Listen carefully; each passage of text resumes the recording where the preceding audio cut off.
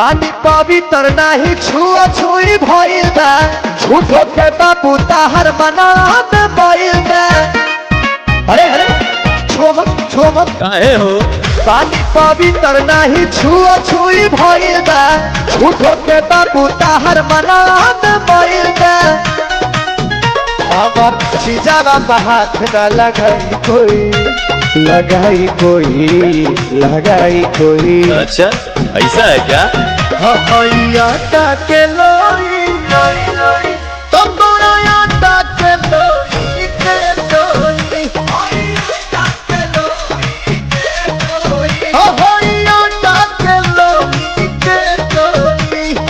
आटा के लोई के लोई।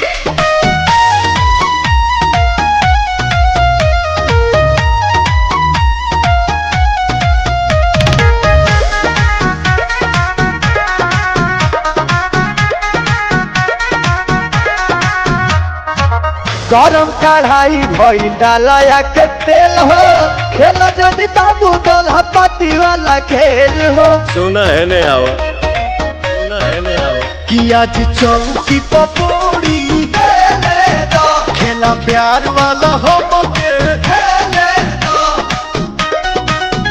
माल रही सुन न ताजा खियाई कोई।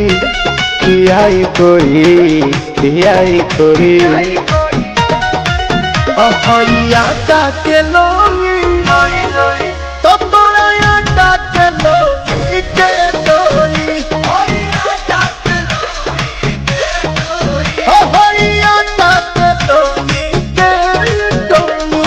आटा के लोई के लोई।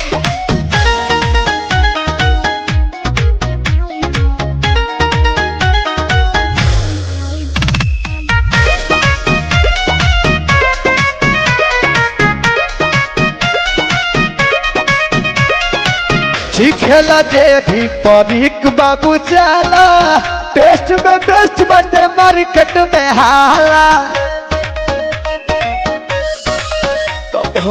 हवा में हमारा बिना दिखले पवन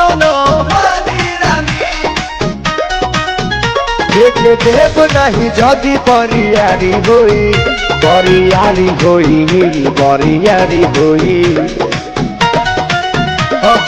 आटा के लोई